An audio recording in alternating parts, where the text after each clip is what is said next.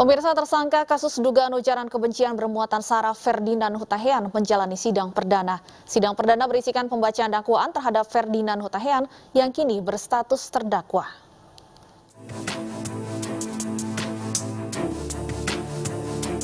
Majelis Hakim Pengadilan Negeri Jakarta Pusat menggelar sidang perdana pegiat media sosial Ferdinand Hutahian siang tadi dalam kasus dugaan ujaran kebencian. Sidang perdana dengan pembacaan dakwaan terhadap Ferdinand Hutahian yang kini berstatus sebagai terdakwa. Dalam dakwaannya, jaksa penuntut umum menilai Ferdinand bersalah atas cuitannya di media sosial dalam kasus dugaan ujaran kebencian dan dianggap menimbulkan keresahan. Dikit Bang, komentar Bang. Bahagia seperti baru makan nasi padang. Usai pembacaan dakwaan, Ferdinand langsung meninggalkan ruang sidang. Berdasarkan persidangan dan analisis kami terhadap surat dakwaan dari jaksa penuntut umum, kami sebagai tim kuasa hukum dengan kami menyampaikan bahwa tidak mengajukan eksepsi terhadap surat dakwaan karena kami fokus dalam hal pembuktian nantinya di persidangan. Kira-kira itu yang bisa kami sampaikan. Sementara tim kuasa hukum Ferdinand Hutahian tidak mengajukan keberatan atau eksepsi. Dari Jakarta, Muhammad Ardi Sugi Cahyadi, iNews melaporkan. Pendakwa Khalid Basalamah menuai kritik setelah isi ceramahnya menyinggung tentang wayang haram. Namun Basalamah akhirnya meminta maaf atas ceramahnya tersebut. Alhamdulillah, wassalatu wassalamu ala rasulillah. Penceramah Khalid Basalamah menyampaikan permintaan maaf kepada semua pihak yang tersinggung atas ceramahnya yang menyebut wayang haram. Ia mengaku hanya menyampaikan saran agar menjadikan Islam sebagai tradisi dan bukan sebaliknya. Sebelumnya isi ceramah Khalid Basalamah terkait wayang haram menuai berbagai kritik, bahkan diancam akan dipolisikan oleh Persatuan Dalang. Misalnya di sini dia seorang dalang. Dia sudah tahu dia tidak. Video ini teman-teman kami buat untuk klarifikasi sekaligus permohonan maaf tentunya atas potongan pertanyaan yang diajukan oleh salah satu jemaah beberapa tahun lalu di Masjid Blok M di Jakarta dan sekaligus Yayasan Lembaga Bantuan Hukum Indonesia YLBHI menyamakan pemerintahan saat ini dengan pemerintahan Orde Baru era Presiden Soeharto. Kritik tersebut dimuat di laman media sosial mereka.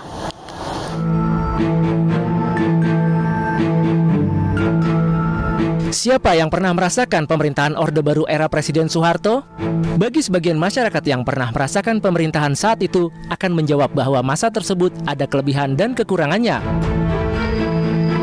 Kekurangan yang dirasakan sebagian masyarakat salah satunya adalah pemerintahan yang berjalan otoriter. Inilah yang menjadi sorotan YLBHI bahwa pemerintahan saat ini sama dengan era Orde Baru. YLBHI mengunggah foto di laman Instagramnya gabungan Presiden Soeharto dan Presiden Joko Widodo. Pada postingan kedua, YLBHI juga menulis 10 kesamaan Presiden Joko Widodo dengan era Orde Baru. Menurut YLBHI, hal ini merupakan bentuk kritik dan kesimpulan kajian yang pernah dibuatnya. Menanggapi kritik tersebut, kantor staf Presiden menyarankan YLBHI menjadi partai politik agar mengetahui situasi politik bernegara. Kalau YLBHI maupun fraksi rakyat Indonesia, konon kabarnya deh, sebaiknya Anda masuk partai politik supaya Anda tahu tentang fenomena politik orang bernegara. Hingga kini akun Instagram YLBHI tentang persamaan Jokowi dan Orde Baru telah mendapat 340 komentar. Lalu apa sebenarnya yang melatar belakangi munculnya anggapan Orde Baru lahir kembali di era Presiden Jokowi? Kami akan membahasnya bersama Zainal Arifin, Ketua YLBHI Bidang Advokasi dan Jaringan, serta Ali Mohtar Ngabalin, Tenaga Ahli Utama KSP. Selamat sore, Assalamualaikum Bapak-Bapak. Waalaikumsalam. Sore, Mbak Stefani. Selamat sore. Baik, langsung saja kita ke Pak Zainal terlebih dahulu untuk mengonfirmasi. Pak Zainal, YLBHI merepost postingan yang menyamakan pemerintahan Jokowi dengan era Orde Baru. Apakah YLBHI memiliki data untuk membuktikan 10 poin yang disampaikan dalam postingan ini? Terima kasih Mbak Stefani. Sebenarnya saya ingin menyampaikan terlebih dahulu bahwa postingan yang diposting oleh kawan-kawan fraksi rakyat Indonesia ya, yang di dalamnya ada banyak organisasi masyarakat sipil, itu sebenarnya bukan hanya hari ini saja, tapi berbagai kajian juga sudah dikeluarkan sebelumnya. Misalkan di tahun 2020 di bulan Juni kita juga telah mengeluarkan kaitannya dengan laporan mengenai situasi ini ya, otoritarianisme otoritarianisme rezim Jokowi yang mengarah pada otoritarianisme. Ataupun kemudian kita juga banyak melakukan kritik sejak kemudian banyak masyarakat yang kemudian dibungkam, aksi-aksi demonstrasi kemudian disikapi dengan kekerasan, ataupun kemudian banyak juga aksi-aksi kekerasan yang dilakukan oleh aparat kepolisian di berbagai daerah kaitannya dengan konflik-konflik sumber daya alam. Baik, salah satunya Jadi, poin nomor ini bukan hal yang kritik yang ini ya, pertama, tapi sebenarnya itu sudah kami sampaikan sejak kemudian Omnibus Law, kemudian reformasi di korupsi dan sebagainya. Baik, salah satunya poin nomor 9 yang mengungkapkan pendamping dan warga yang bersolidaritas dihalangi bahkan ditangkap. Ini mungkin YLBHI sebagai yang sering mendampingi warga bisa memberikan contoh mungkin poin nomor 9 ini apakah pernah dialami oleh YLBHI? Saya tidak akan berbicara jauh 2019, 2020, 2021 ya. Tapi saya akan bicara di 2022 saja. Pada awal Januari 2022 misalkan, tepatnya tanggal 14 Januari, kita masih mendengar cerita bagaimana warga Pakel di Banyuwangi yang sedang melakukan aksi pendudukan lahan. Yang lahannya dirampas oleh perkebunan tengah malam itu, malam Jumat saya ingat benar itu, didatangi oleh serombongan aparat kepolisian dan melakukan penganiayaan terhadap warga tengah malam sampai kemudian dini hari. Nah, kemudian juga kita mendengar juga masih melihat misalkan di 2022 juga ya aksi kekerasan di Wadas ya. Kemudian kriminalisasi juga kepala desa di Kinipan, dan yang terbaru misalkan di 12 Februari 2022 yang lalu ya, beberapa hari yang lalu atau 1-2 hari yang lalu kita masih mendapatkan cerita kasus terkait mengenai warga yang tertembak karena aksi demonstrasi menolak tambang emas di Sulawesi Tengah. Nah, artinya sebenarnya saya nggak ingin jauh-jauh kekerasan demi kekerasan terjadi. Baik. Itu bahkan terjadi di awal 2022 sampai hari ini. Baik. Sampai saat ini baru 2 bulan belum selesai. Baik, Pak Ngabalin, dalam akun media sosial Anda menanggapi unggahan dari YLBHI ini dan Anda bahkan menilai unggahan ini sebagai fitnah, bukan kritik. Padahal baru saja disampaikan oleh Pak Zainal beberapa hal yang bisa menjadi pembuktian dari 10 poin yang disampaikan, Pak Ngabalin. Oke.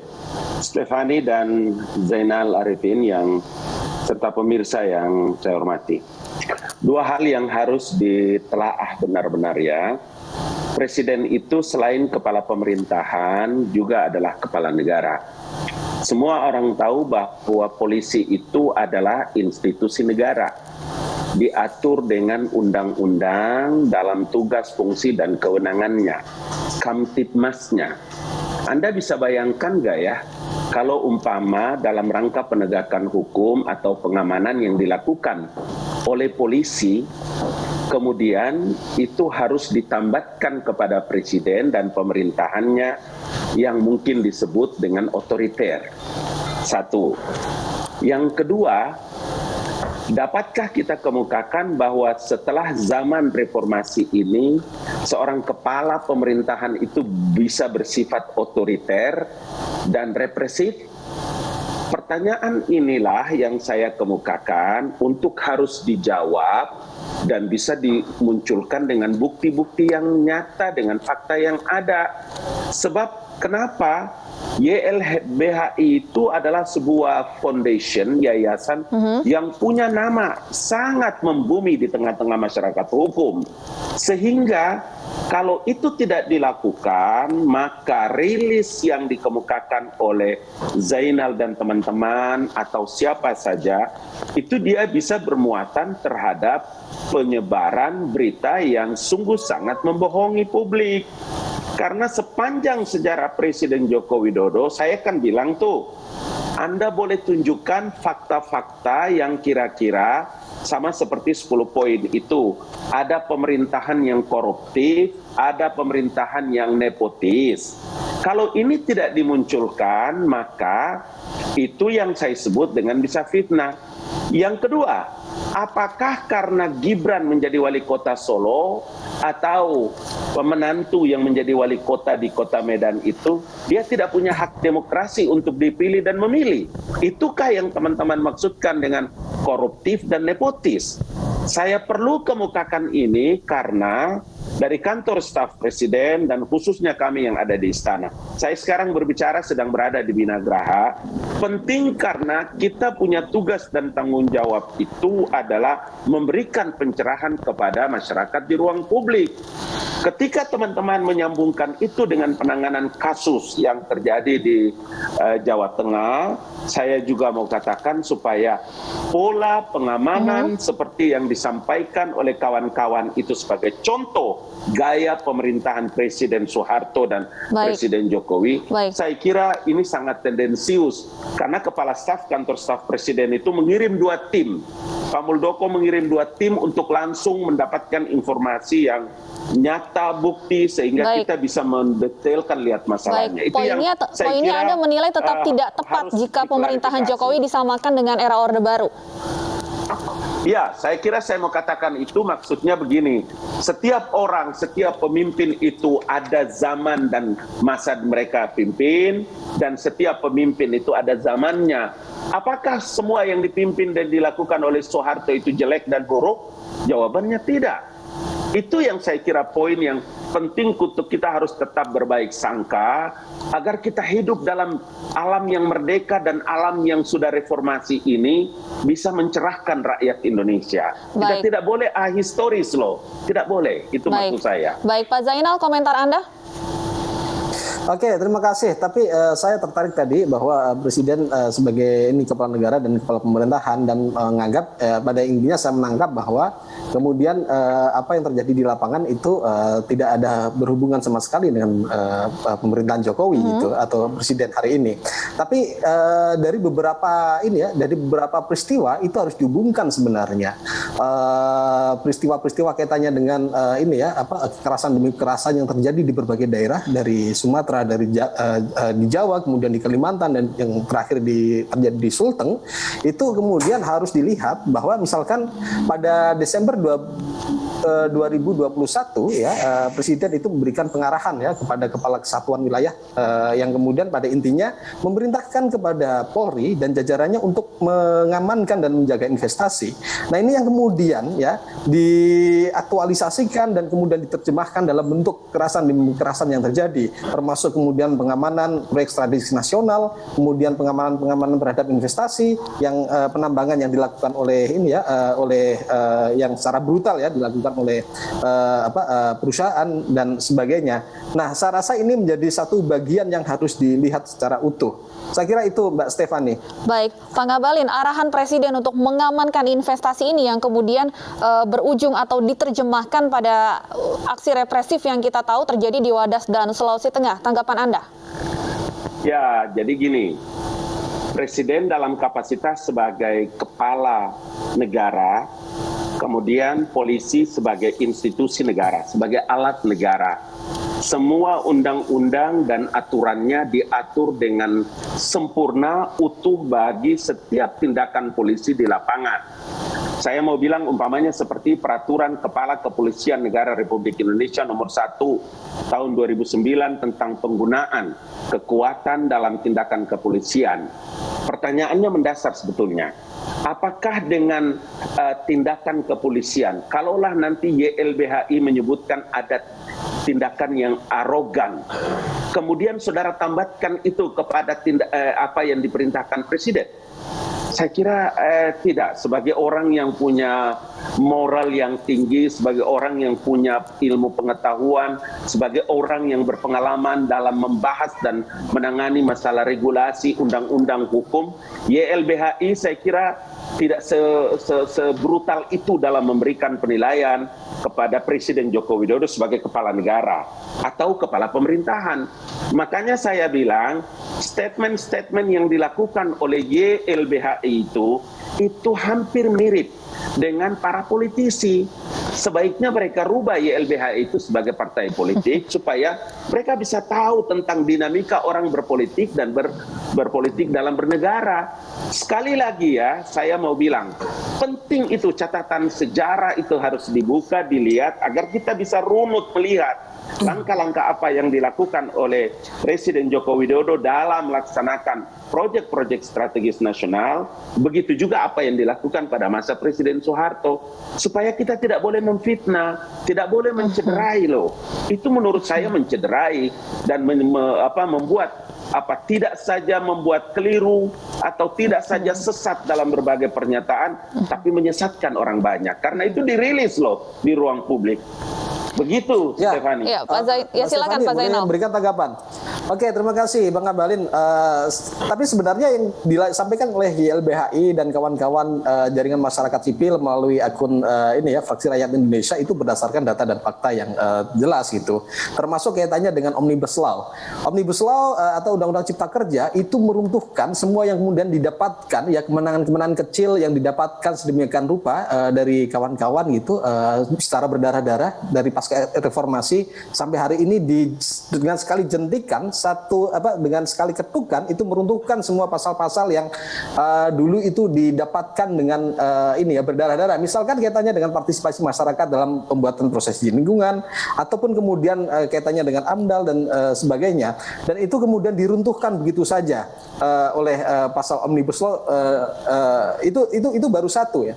Belum lagi kaitannya dengan beberapa keputusan keputusan-keputusan yang kemudian serampangan, termasuk kemudian kaitannya dengan pemberian izin dan konsesi. Misalkan saja gini di Wadas, menariknya ya kasus Wadas ini kemudian ada proyek strategis nasional karena dia PSN kemudian seakan-akan itu boleh melakukan penambangan dengan menggunakan pengadaan tanah.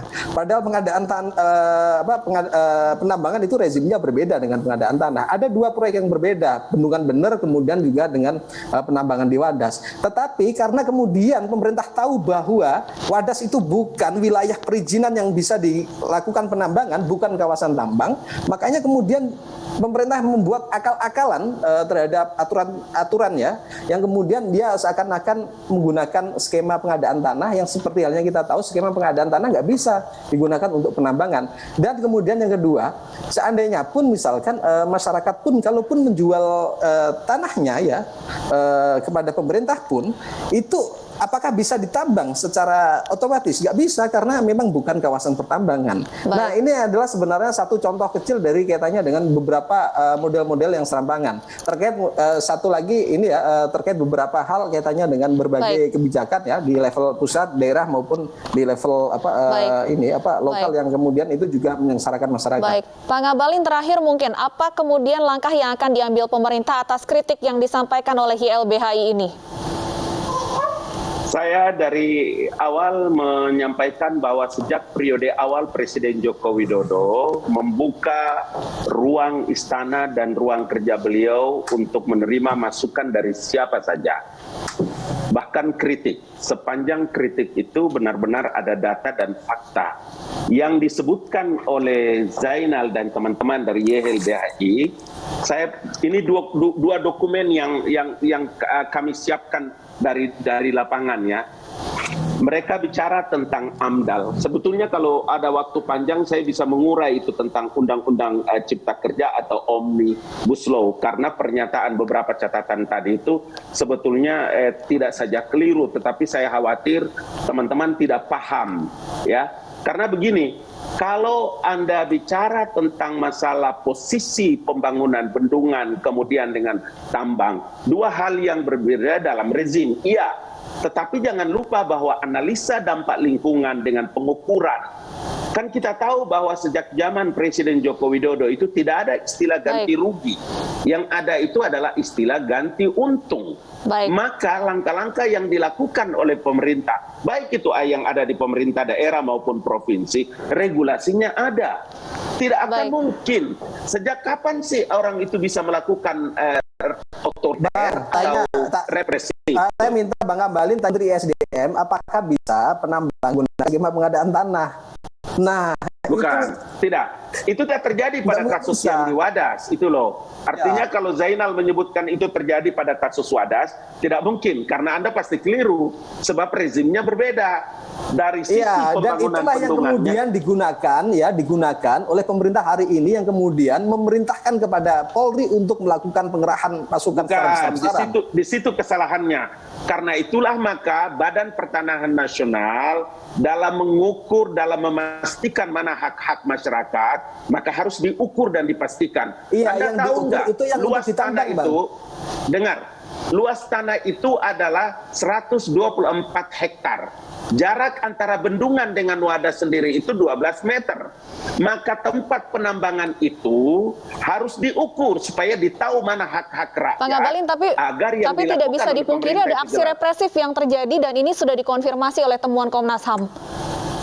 Lain lagi, kalau cerita represif dengan keamanan dan Komnas HAM, biar nanti itu urusannya. Tapi yang saya mau bicara itu terhadap langkah-langkah yang dilakukan oleh Presiden Jokowi dengan pemerintahan terhadap proyek nasional strategis. Itu yang saya kira keliru. Baik, sayang sekali waktu kita terbatas. Semoga ada waktu lain untuk kita membahas diskusi ini lebih lanjut. Terima kasih Pak Ngabalin dan Pak Zainal sudah bergabung bersama kami di iNews Sore hari ini. Zainal, terima kasih. Dan pemirsa, ini sore masih akan kembali dengan sejumlah informasi menarik lain di antaranya.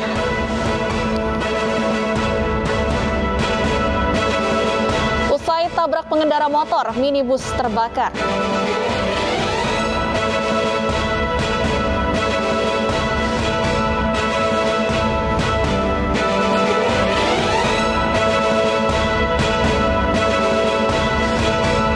Gubernur NTB periode 2013-2018 Muhammad Zainul Masdi diusir saat tinjau sirkuit Mandalika. Kami akan kembali sesaat lagi.